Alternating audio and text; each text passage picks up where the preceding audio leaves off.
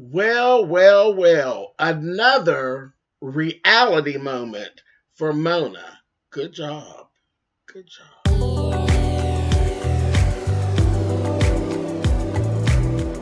And I'm like, come on through, Cookie. I want to put my soapbox. That's basically it. Let's talk about drag and all its forms.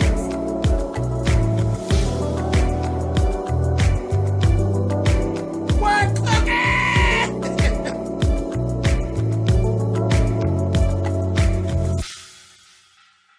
Hey guys, thanks so much for clicking on the video. This is my review for Love and Hip Hop New York.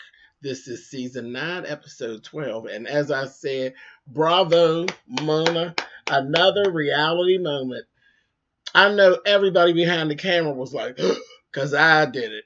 And people that were actually in the scene did it. But we're going to talk about it. Old Yandy. Yandy and Kim Bella clowning down to the Costa Rica. Anyway, we're going to talk about it. Just keep hanging with me here. We'll get to it. First things first. Breakfast. Juju has breakfast. Everybody's actually there except for really Yandy. I think it was only Yandy that was actually missing at the breakfast. I don't think she was there, but I think everybody else was pretty much there. And somebody had posed a question of, I think it was Mano, but he had asked, was Safaree's room close to where Juju's room was? Because, back just a short period ago, Juju and Safaree were like a little bit of an item. And Juju's like, no, absolutely not. And then Safaree like kind of comes in real callous and says, should I act like I care? And it was kind of like, damn, Safaree. I mean, he kind of just cut her like. And Joe and Mano actually checked him and was like, no, that wasn't nice. That was rude. And even the girls, they were saying, damn, that was rude. And she said, see, this is exactly why. This is the way this friendship has been going. He's not being like this gentleman and this good friend to me. And I don't know what, I don't even care. It is what it is. I'm like, Safaree, get it together. What is you doing? I don't know where things got off. When the season wrapped for Love and Hip Hop Atlanta, I was so on the bus rooting for Juju and Safaree. I was so here for it. I was like, I think they're a very cute couple. I think they're both fun. I think they would do well together, and I just love seeing them together. And I don't know where things went left. I know she wasn't really impressed when the whole dick pic thing came out. And she wasn't, she kind of rolled with them through it, but she wasn't really happy. She didn't really care for that as far as her brand went. It wasn't a good look for her. But it didn't tear them all up, you know what I mean? Or maybe behind the scenes it did. I don't know, but they got off track somewhere. And I'm like, Safaree, I'm still rooting for you two. I want him to fix this. I still want Juju and Safaree together. I just think they would make a good, powerful couple. I just really do think they would. But anyway, Joe and Mano really got him and made him apologize to her, and everything was pretty cool. Then Juju said something to Kim Bella about the whole thing with Yandy and how she apologized that she never actually got around to telling Yandy that Kim Bella was going to be on the trip. So she apologized about that. And Kim Bella, shockingly enough, says, ain't no problem. I'll talk to Yandy. We should be able to talk and everything should be cool. Kim Bella's just happy. Kim Bella's completely in a space where she's very happy. Only problem is you cannot unring the bell. So some of the things that were said, you can't ring the bell for. And no matter how happy Kim Bella is, and it was real, and I think the only thing really is the whole speaking about infinity. The speaking about infinity, I don't care how happy Kim Bella is. I think it's going to be a problem. I know if it was me, it would definitely be a problem. Because I'll tell you, I'd rather you smack my face and then stand there than to do or say anything sideways about my children. Like there's just no, you can't unring the bell. And once you ring the bell keeper's coming out swinging, and that's just the way it is. So I definitely understand where Yandy is. I said, but let's see what this conversation is going to be. So that was that. So I said, good. Let's go back to New York. Rich gets on the phone and he's talking to Miracle. Now, it's been a couple weeks. He hasn't been talking to Miracle at all since she's just been MIA. And she hinted that things ain't been so great with Ashley. He's like, okay, so he flies Ashley in, and definitely with her, with Miracle. I ain't even sitting here going through all that bullshit of what was going on with Miracle. It's more the same, crazy Miracle living in that fantasy world shit. She gonna keep on to her asses behind bars. So I ain't going through all that.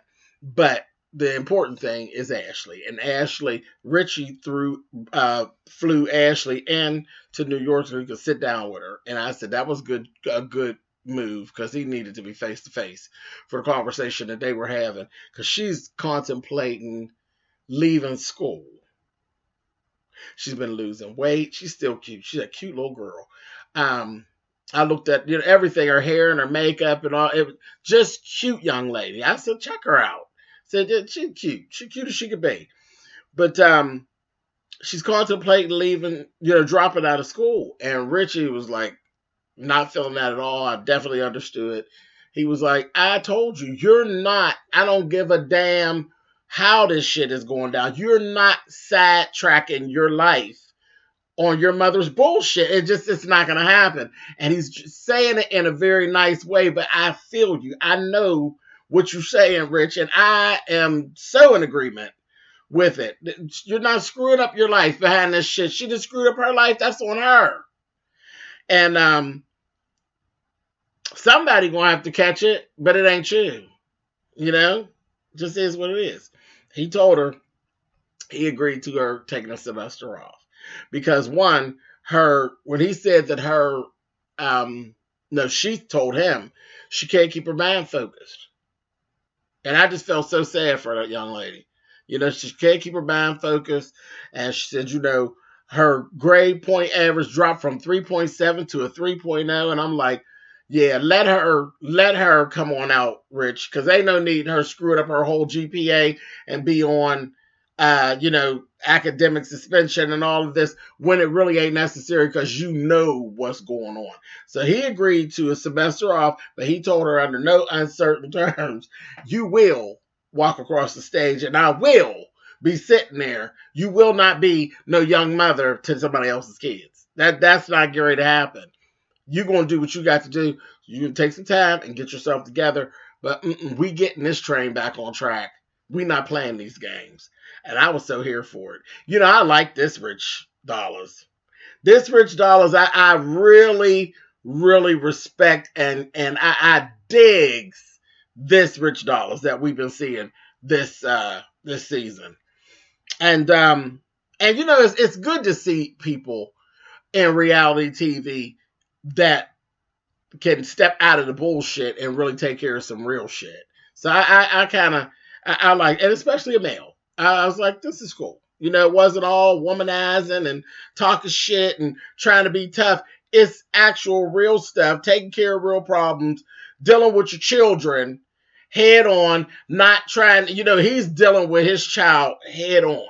He not hiding behind the mama and letting the mama take the whole blood, because that's part of the problem in the African American dynamic is even when there is a mother and a father, a lot of time the father be hiding behind the mother and the mother be making the shit work. He's standing up front. He actually has stepped up in front of Miracle's goofy ass. But it's just refreshing. It's good to see. Anyway, moving on. It was what it was. And he made her promise that if she, felt like she needed help, she has to ask for help. Not do like she's been doing, just trying to take care of everything. So open up your mouth and say, I need help. Something's not right. I don't feel good. You got to keep me up and abreast of what's going on with you. So I like that. The other thing that went on in this one was Solo Lucci and Alexis. And I said, oh, how's this going to go? Baby, first of all, Alexis, girl, you're ridiculous. You're ridiculous. Pretty girl. But she rolling there, baby, with all her titties hanging out everywhere. She looked ridiculous. She looked ridiculous. And it was all placement and timing. Now, overall, the look of her was fabulous. It was she literally had on, it was a black velvet that black velvet tuxedo is what it was. And it was sharp. And it was cut very, very low. And everything was black. And her hair was silky black with a parting. And she had the little ponytail. It was very vampish. And y'all know I love my girls being in a whole something about a vamp just, baby, just gives it to me. I said, girl, get it. And it was very midnight. Come hither. It was everything. But you're going down to a photo shoot to talk to him about paternity results. What was the purpose of that outfit? And what it ended up making you look like is some attention-seeking whore. Is what you ended up looking like. Because it was just so inappropriate. You know, it looked like she should have been going to step on a red carpet or be in a photo shoot herself. She looked gorgeous. But in the setting that you were going, you looked like an attention-seeking whore. But anyway, she gets down there, and I said, it must be the guy's day today. Because Lucci, I was so proud of him. She come in there, she basically tells him, listen, you're not the baby's daddy. And you see it on his face, he was disappointed. Lucci really wanted to be that little girl's daddy. He wanted her. I said, well, that's sweet. But okay, you're not the daddy. And then she wanted this apology from him where I still say he don't owe her no damn apology. I mean, child, it's just stupid. I guess he owed her apology for some of the back and forth, you know what I mean? Because some of the back and forth that they did on the internet wasn't all nice. But I mean, just this whole thing of you got this jerk who is the baby's dad who don't want nothing to do with neither one of y'all. And you got this guy who literally was desperately seeking Susan. He really wanted to be the damn baby's daddy. And you still pushing him to, but you want an apology. Whatever. But he apologized and then told her, yeah, we'll go ahead. And they both decided to make a pact that they made up and that they was better. He told her we was better than this. We was better than this. All this arguing back and forth. We was better than this. We was actually cool. It wasn't just about sex and, being in a relationship. It didn't work out, but we was better than that. I was like, good job, Lucci. Good job. So Lucci came out smelling like a rose. He really did. I was like, damn, that really made me. I mean, I like Lucci anyway. I did. I've grown to like Solo Lucci, but this really pushed him up on the block. It was like, he all right. So that's that. Alexis. Anyway, I still like your grandma, though. Your grandma's cool shit. I like grandma. Anyway, so Remy and Papoose is in the car. Remy got just a few weeks left before she gives birth, and everything's just going perfect. So kudos to you. I'm glad for them, too. And then I get a phone call from Joe. And Joe talks to Remy, and he's asking her about helping him put together a proposal. And you've seen them like showing different scenes with them in Costa Rica, and him and Sen, they just having a good time.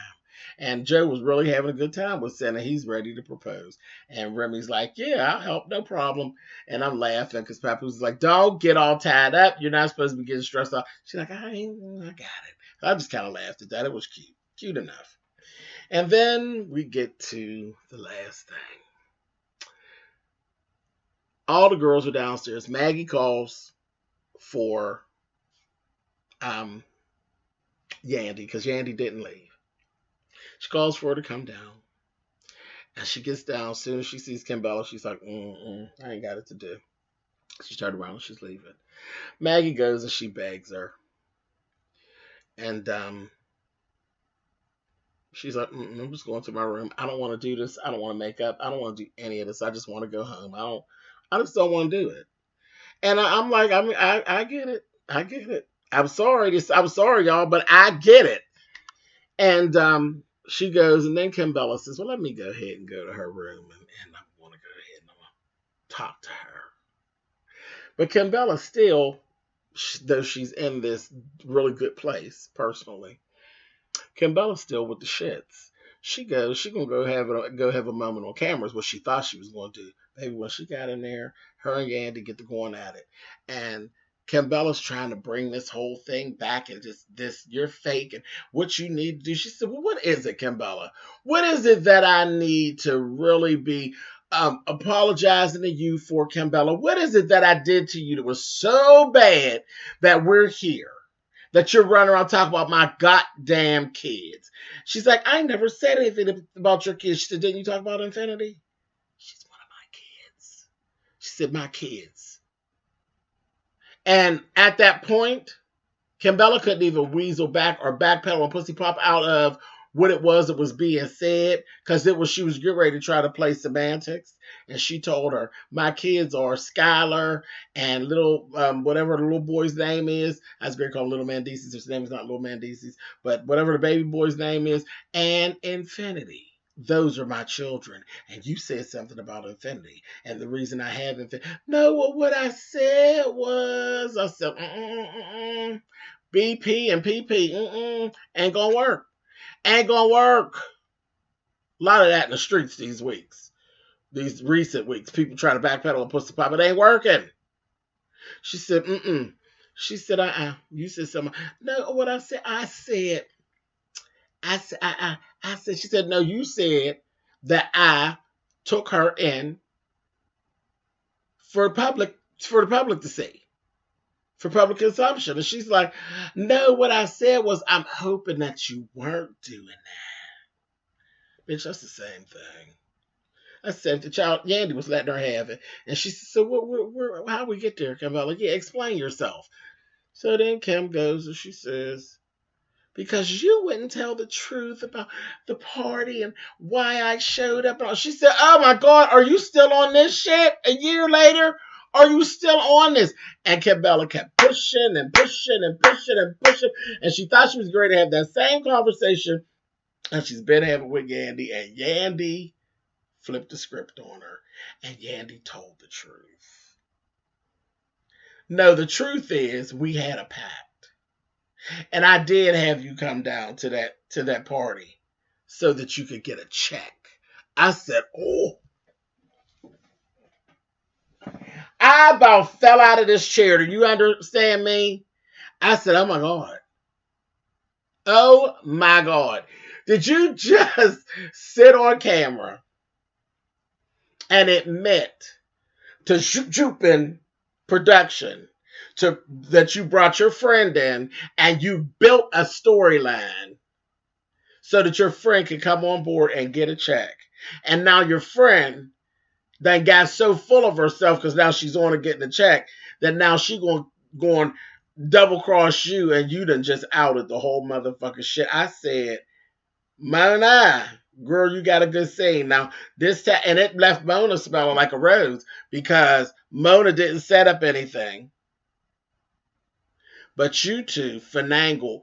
And she just showed. It was funny because what Kim Bella was trying to do was make Yandy appear petty in our eyes. And what ended up happening was Yandy went ahead on to spill the beans. And it really made Kim Bella, it showed us how petty that you really are. And how desperate that you were to get on the show. And how you actually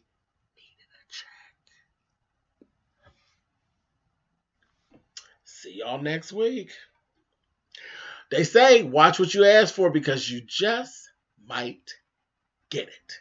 Hey, Kim, shh. When you make a pact, girl, shh. Swipe left.